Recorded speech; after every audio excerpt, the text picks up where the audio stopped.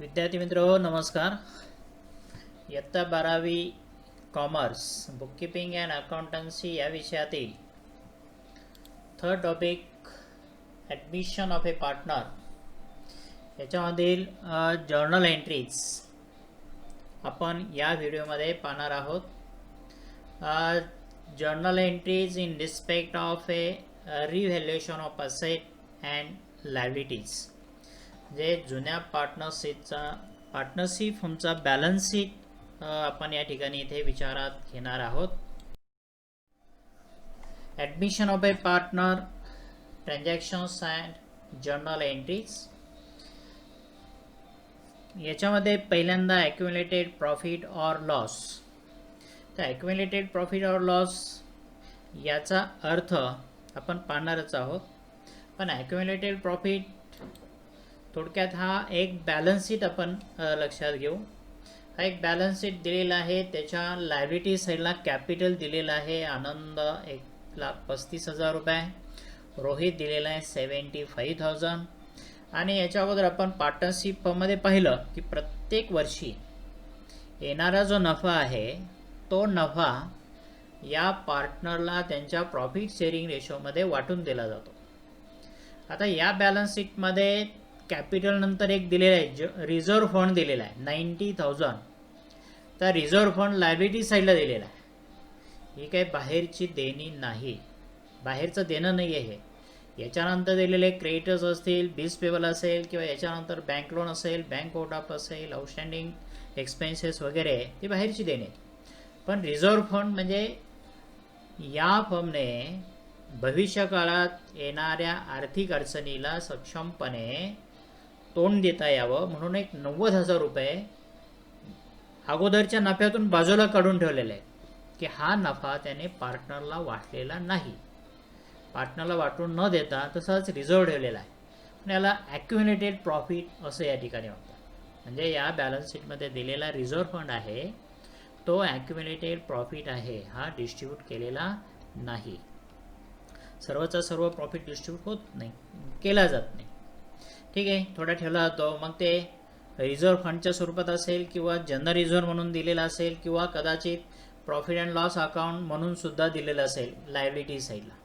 पण लायबिलिटी साईडला जे प्रॉफिट दिलेलं आहे नोन ॲज अ ॲक्युम्युलेटेड प्रॉफिट. आणि ॲसेट साईडला लॉस दिलेला असतो. जर व्यवसायाला लॉस आला तर तो आपण कॅपिटलमधून जनरली लेस करतो. पण फर्मने जर ठरवलं की हा लॉस कॅपिटलमधून लेस करायचा नाही, डिस्ट्रीब्यूट करायचा नाही, तर डायरेक्ट तो ॲसेट साईडला loss profit and loss account म्हणून दाखवला जातो. तर असा बॅलन्स शीटमध्ये दिलेला profit that is the accumulated profit or loss means which is not distributed to partner. आत्ता फायनल अकाउंटमध्ये किंवा at the end of year वर्षाच्या शेवटी तो पार्टनरला वाटून दिलेला नाही. असा जो नफा आहे किंवा तोटा आहे याला ॲक्युम्युलेटेड प्रॉफिट और लॉस असं या ठिकाणी म्हणतात. आणि हा ॲक्युम्युलेटेड प्रॉफिट हा पूर्णतः ओल्ड पार्टनरच्याच मालकीचा आहे. याच्यावर ओल्ड पार्टनर जे आहेत, जुने भागीदार जे आहेत त्यांचा अधिकार असतो. किंवा जो लॉस आहे तोच जुन्या पार्टनरला सहन करावा लागतो. त्यामुळे त्यांचं कॅपिटल कमी होणार आहे. मग असा प्रॉफिट इथे प्रॉफिट दिलेला प्रॉफिट उदाहरणार्थ जो लायबिलिटी साईडला दिलेला असतो तो प्रॉफिट अँड लॉस अकाउंट असेल, जनरल रिझर्व्ह असेल किंवा रिझर्व्ह फंड असेल. किंवा जो लॉस दिला तर लॉस कुठं दिलेला आहे तर असेट साईडला दिलेला profit and loss account that is distributed among all partners in their old profit sharing ratio असं म्हटलं आहे. ओल्ड प्रॉफिट शेअरिंग रेशोमध्ये वाटून द्यायचा. मग त्याचे जनरल एंट्री काय होतात त्या जनरल एंट्री आपण पाहूया. पहिला ट्रान्झॅक्शन त्याच्या संदर्भात आहे that is accumulated profit distributed. Accumulated profit account debit to all partners capital account. म्हणजे इथं रिझर्व्ह फंड दिला असेल तर reserve fund account debit to all partners capital account होईल. जनरल रिझर्व्ह दिला असेल तर general reserve account debit to all partners capital और करंट अकाउंट होईल. त्यानंतर दुसरा व्यवहार याच्या संदर्भात असतो तो म्हणजे ॲक्युम्युलेटेड लॉस असेल. That is old partners capital or current account debit to accumulated loss account. Accumulated loss means profit and loss account दिलेलं असतं अकाउंट. एंट्री होणार आहे old partners capital account debit to profit and loss account asset साईडचं.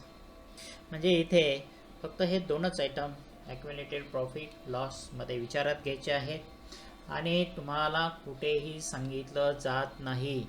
Problem दिल्यानंतर फक्त old balance शीटमध्ये liability साईडला reserve fund दिलं जाईल किंवा जनरल रिझर्व्ह दिलं जाईल, प्रॉफिट अँड लॉस अकाउंट दिलं जाईल. जर हे आयटम दिले तर न सांगता काहीही सांगितलं नाही तरी आपल्याला हे त्या पार्टनरला वाटून द्यावे लागतात. वाटून द्यायचे असतात कारण हे जुन्या पार्टनरच्या मालकीचे असतात. ठीक आहे. ठीक आहे. त्याच्यानंतर पुढे revaluation of assets and liabilities. आता आपण बॅलन्स शीट जो पाहिला त्या बॅलन्स शीटमध्ये लायबिलिटी साईडला काही आणखी लायबिलिटीज दिलेल्या आहेत, क्रेडिटर्स दिलेले आहेत, बिल्स पेबल दिलेले आहेत, ॲसेट साईडला दिलेले आहेत, इक्विपमेंट दिलेले आहेत, इतर ॲसेट दिलेले आहेत. त्या ॲसेटचं रिव्हॅल्युएशन होतं म्हणजे ॲसेटच्या एकतर किमती कमी होतात किंवा वाढतात. त्या संदर्भामध्ये आपल्याला एक स्वतंत्र नवीन अकाउंट ओपन करावा लागतो. त्या अकाउंटचं नाव आहे रिव्हॅल्युएशन अकाउंट, पुनर्मूल्यांकन अकाउंट. त्याला दुसरं नाव आहे profit and loss adjustment account. प्रॉब्लेममध्ये रिव्हॅल्युएशन म्हटलं रिव्हॅल्युएशन ओपन करा. प्रॉब्लेममध्ये profit and loss account loss adjustment account open करा म्हटलं. Profit and loss adjustment account heading द्यायचं आहे. अकाउंट एकच आहे, डेबिट साईड क्रेडिट साईड. पुढे पहा टू ॲसेट म्हटलेलं आहे. आता ॲसेटची नोंद डेबिट साईडला केव्हा करायची तर decrease in the value of asset. त्या ॲसेटची किंमत कमी झाली तर. ज्या ॲसेटची किंमत कमी झाली आणि ज्या रकमेने कमी झाली तीच अमाऊंट इथं लिहायची आहे. समजा बिल्डिंगची किंमत 10,000ने कमी झाली तर इथं नोंद होईल टू बिल्डिंग अकाउंट अमाऊंट कॉलममध्ये 10,000. किंवा इकडं बाय ॲसेट अकाउंट किंमत वाढली तर increase in the value of asset. त्याच्यानंतर लायबिलिटीज दिलेलं आहे increase in the value of liability. लायबिलिटीची किंमत म्हणजे लायबिलिटी वाढणं म्हणजे आपला तोटा आहे, लॉस आहे. लायबिलिटी कमी होणं म्हणजे आपला फायदा आहे. आणि शेवटी याचा डिफरन्स जो आहे डेबिट साईड जास्त आले वाटून द्यायचं आहे. प्रॉफिट लॉस येणार आहे डेबिट साईड जास्त आल्यानंतर जुन्या पार्टनरला वाटून द्यायचा आहे. क्रेडिट साईड जास्त आली प्रॉफिट येणार आहे तोही जुन्या पार्टनरलाच वाटून द्यायचा आहे. आपण प्रत्यक्ष revaluation of asset and revaluation liability journal entry पाहणार आहोत. हे ट्रान्झॅक्शन एकानंतर आहे. ॲसेटच्या संदर्भात काय व्यवहार असू शकतात. पहिला ट्रान्झॅक्शन या ठिकाणी दिलेला आहे increase in the value of asset. जर ॲसेटची किंमत वाढली तर एंट्री आहे asset account debit to revaluation account.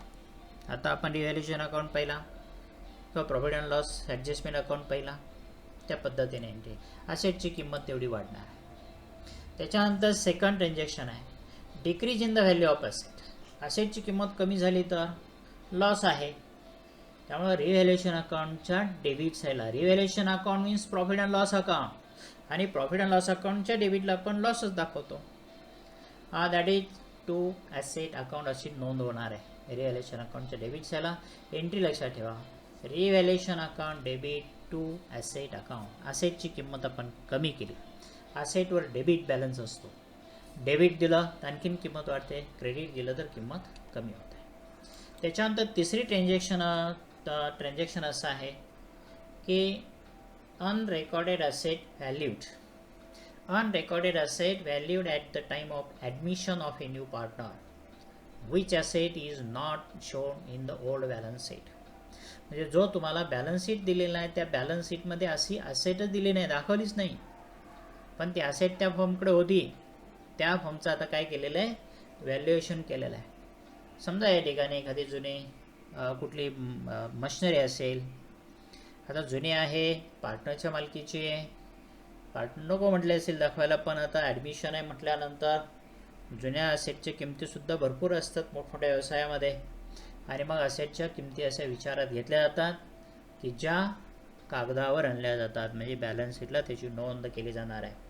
याच्या अगोदर त्याच्यावर डेप्रिशिएशन टाकून त्याची किंमत नील केलेली असते, पण आता ते असे दिसते, दाखवायचे आहे म्हणून दाखवायचे. ठीक आहे, असे ॲसेट दाखवायचे असेल किंवा भाग बाजारात कंपनीने पार्टनरशिप फर्मने शेअर्स खरेदी केलेले असतील, त्याची किंमत खरेदी केली त्यावेळेची आता दिलेली कमी, पण आता वाढलेली असेल तर मग ती ॲसेट वाढते, म्हणजे त्याची नोंद केलेली नाही, त्या ॲसेटची मूळ किंमत दाखवली, आता ती वाढते. असे काही इन्व्हेस्टमेंट दाखवायची असेल, काही दाखवायचं आहे ॲसेट कोणतीही व्हॅल्युएशन, आता या ठिकाणी ते ॲसेटचं केलं असेल तर एंट्री होणार आहे asset account debit to revaluation account. रिव्हॅल्युएशनच्या क्रेडिटला नोंद करायची आहे बाय ॲसेट अकाउंट, आणि ती ॲसेट इथून पुढं म्हणजेच आता ह्या नवीन बॅलन्स शीटमध्ये दाखवली जाईल. जो नवीन बॅलन्स शीट आपण तयार करणार त्या बॅलन्स शीटमध्ये न्यू ॲसेट दाखवायचे. ठीक आहे, asset account debit to revaluation account, जुन्या पार्टनरचा हा फायदा आहे. त्यानंतर चौथा ट्रान्झॅक्शन आपल्याला असं दिलेला आहे, asset taken over by partners. कोणत्याही भागीदाराने एखादी ॲसेट जर घेतली तर घेऊ शकतात. पार्टनर्स कॅपिटल और current account debit to asset account. Asset goes out from business. Asset व्यवसायातून कमी होईल, त्याचबरोबर तेवढं पार्टनरचं कॅपिटलसुद्धा कमी होईल. पैसे लगेच ताबडतोब त्याने दिले पाहिजेत असं नाही, जर ताबडतोब दिले तर ते विकले अशी नोंद होईल. ॲसेट सोल्ड असं बी ट्रान्झॅक्शन असू शकेल, नाही असं नाही आहे, पण asset taken over by partners capital और current account debit to asset account असे एंट्री करायचे. ॲसेटच्या संदर्भात ह्या 4 एंट्री या ठिकाणी आपण लक्षात घेऊया. आता ॲसेटची किंमत कमी झाल्यानंतर रिव्हॅल्युएशन अकाउंटला त्याचा इफेक्ट काय होतो बघा. जर ॲसेटची किंमत कमी झाली तर रिव्हॅल्युएशन अकाउंटच्या डेबिट साईडला नोंद होईल, decrease in the value of asset. आणि जर ॲसेटची किंमत वाढली तर रिव्हॅल्युएशन अकाउंटच्या क्रेडिटला नोंद होईल, by asset increase in the value of asset. जेवढ्याने वाढ आहे तेवढीच रक्कम या ठिकाणी घेतलेली असते. पुढे रिव्हॅल्युएशन ऑफ लायबिलिटीज. लायबिलिटीचं सुद्धा रिव्हॅल्युएशन आपल्याला करायचं आहे. त्याच्यात पहिला आहे increase in the value of liabilities. लायबिलिटीच्या किमतीमध्ये वाढ झाली तर, जर लायबिलिटी वाढली तर revaluation account debit to liabilities account. लायबिलिटीवर अगोदरच क्रेडिट बॅलन्स असतो, पुन्हा वाढ होणार आहे. उदाहरणार्थ बँकेचं कर्ज आहे, फक्त लोन दाखवलेलं आहे अगोदरच 10,000 रुपये ही लायबिलिटी आहे, पण त्याचं जर काही 2,000 रुपये समजा व्याज द्यायचं बाकी असेल तर ते आत्ता नोंदलं तर तेवढी लायबिलिटी आपली वाढणार आहे. मग या ठिकाणी revaluation account debit to liabilities account. Liabilities म्हणजे to outstanding interest on bank loan असा तो अकाउंट येणार आहे. पण revaluation account debit to liabilities account, liability वाढल्यानंतर रिव्हॅल्युएशन अकाउंट डेबिट करायचं आहे, कारण तो लॉस आहे, जुन्या पार्टनरचा लॉस आहे. General totally revaluation account is related to old partners. Revaluation account फक्त ओल्ड पार्टनर्सशी संबंधित आहे. इथं ॲसेटची किंमत लायबिलिटीची किंमत वाढली, लॉस झाला, revaluation account debit to liabilities account.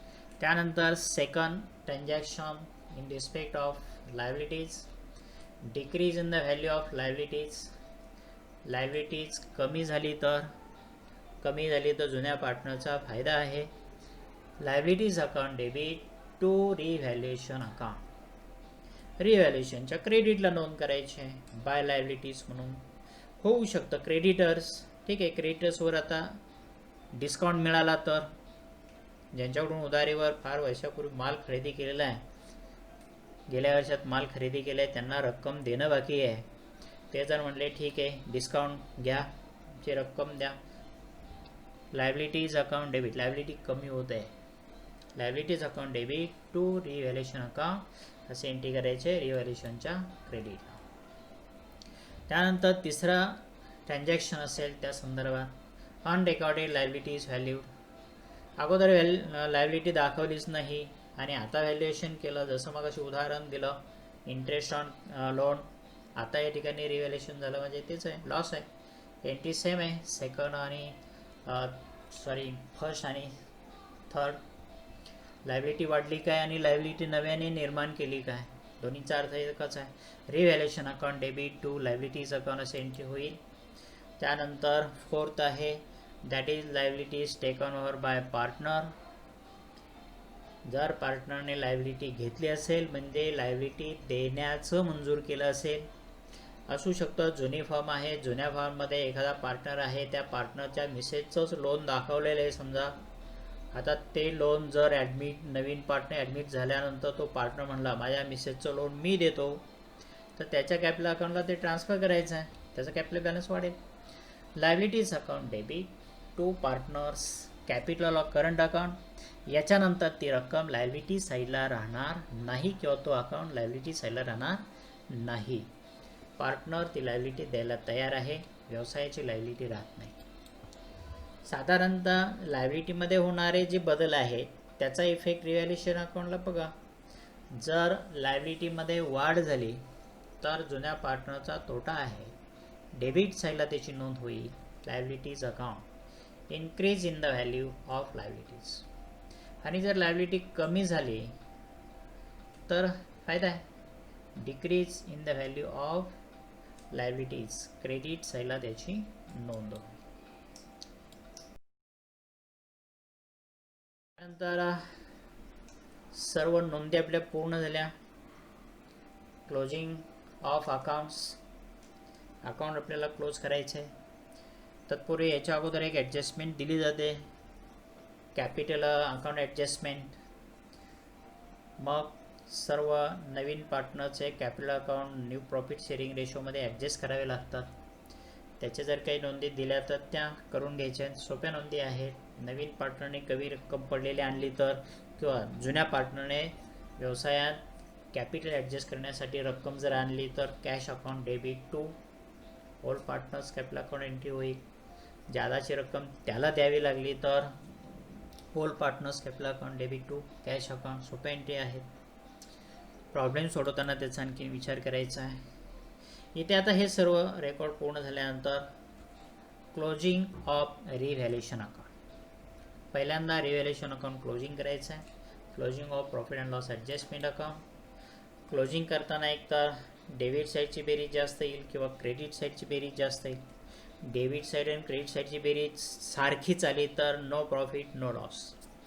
पण जर if the credit side of profit and loss adjustment account is more then it is called a revaluation profit. लक्षात ठेवायचं आहे, रिव्हॅल्युएशन प्रॉफिट हा पार्टनरला डिस्ट्रीब्यूट करायचा, वाटून द्यायचा, जुन्या पार्टनरलाच द्यायचा आहे. फक्त आपण म्हटलेलंच आहे revaluation account is related to old partners only, फक्त ओल्ड पार्टनर्सशी संबंधित आहे. एंट्री होईल revaluation account debit to old partners capital account in their old profit sharing ratio. जुन्या प्रॉफिट शेअरिंग रेशोमध्ये वाटून द्यायचं आहे.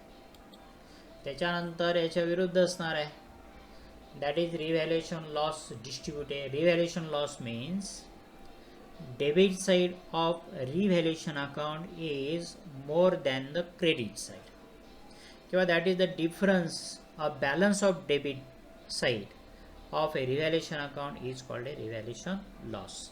वाटून द्या old partners capital or current account debit to revaluation account. रिव्हॅल्युएशनच्या क्रेडिटला बाय ओल्ड पार्टनर्स दोघांना वाटून द्यायचं आहे. मात्र रिव्हॅल्युएशन अकाउंटच्या डेबिटला क्रेडिटला हे डिस्ट्रीब्युशन करून दाखवायचं आहे. इनर कॉलममध्ये दाखवा किंवा प्रत्येकाच्या नावासमोर आउटवर्डला लिहिलं तरी चालेल, पण डिस्ट्रीब्युशन महत्त्वाचं आहे. डेबिट साईडला to old partners capital account एकच रक्कम लिहून चालत नाही, मार्क मिळणार नाही आहे. पण आता इथं जो रिव्हॅल्युएशन अकाउंट दिलेला आहे, मगाशी आपण पाहिला क्रेडिट साईड जास्त आले, डेबिटला सर्वात शेवटी लिहिलेले इथं to old partners capital account revaluation profit distributed. इथं दोघांनाही डिस्ट्रीब्यूट करून दाखवायचं आहे. इथं जे दाखवलं आहे असं एकच रक्कम दाखवायची नाही. इनर कॉलममध्ये पर्टिक्युलरमध्ये ते डिस्ट्रीब्यूट करून दोघांच्या नावापुढे दाखवायचं आहे. किंवा डायरेक्ट एचा बीचा सेपरेट दाखवलं तरी चालेल. जर डेबिट साईड जास्त आली तर क्रेडिट साईडला नोंद होईल bye old partners capital account. इथेही दोघांच्या तिघांच्या जेवढे पार्टनर त्यांच्या नावापुढे डिस्ट्रीब्यूट करून लिहायचं आहे. ठीक आहे. त्याच्यानंतर closing of A partners capital और करंट अकाउंट. हे अकाउंट क्लोज करायचे आहेत. मग इथे जर क्रेडिट, आता कॅपिटल अकाउंट आहे, कॅपिटल अकाउंटचा सर्वांचा बॅलन्स क्रेडिट बॅलन्सच येतो. तो क्रेडिट बॅलन्स आलेला डेबिट साईडला याचं टू बॅलन्स कॅरी डाऊन आणि तो बॅलन्स लायबिलिटी साईडला तिघांच्याही नावापुढे दाखवायचा आहे. ज्याचा त्याचा बॅलन्स त्याच्या नावापुढे दाखवायचा. आता बॅलन्स टॅली केल्यानंतर डेबिट साईडसुद्धा जे जास्त येण्याची शक्यता नाकारता येत नाही करंट अकाउंटच्या संदर्भामध्ये. विशेषतः कॅपिटल अकाउंटच्या संदर्भात नाही ना, पण करंट अकाउंट जर असेल तर त्याची कदाचित डेबिट साईड बेरीज जास्त येण्याची शक्यता नाकारता येत नाही. जर डेबिट साईड जास्त आली तर त्या पार्टनरचा बॅलन्स, करंट अकाउंटचा बॅलन्स हा ॲसेट साईडला दाखवायचा आहे. ठीक आहे. पार्टनर्स कॅपिटल किंवा करंट अकाउंट क्लोज करायचा आहे. त्याच्यानंतर परीक्षेत अकाउंट विचारले जात नाहीत, पण कॅश अकाउंटही मुलं सेपरेट वर्किंग नोटमध्ये तयार करतात. जर एंट्री जास्त असतील तर सेपरेट ओपन करायला काही हरकत नाही. तो क्लोज करा. त्याचा बॅलन्स ॲसेट साईडला कॅश ऑन हँड दाखवायचा आहे. म्हणजे या पद्धतीने सगळे अकाउंट क्लोज होतात. गुडविल अकाउंट ड्रॉप ओपन केला, जर कॅशमध्ये आणले डिस्ट्रीब्यूट केला तर तो अकाउंट क्लोजच होतो. तो काय अकाउंट पुढे येत नाही. म्हणजे अशा पद्धतीने ॲडमिशनमध्ये आपल्याला revaluation account, partners capital account आणि न्यू बॅलन्स शीट हा परीक्षेत विचारला जातो. आणि हे दोन्ही अकाउंट व्यवस्थित क्लोजिंग करून बॅलन्स शीटला हे बॅलन्स ट्रान्सफर करायचे. Okay, thank you.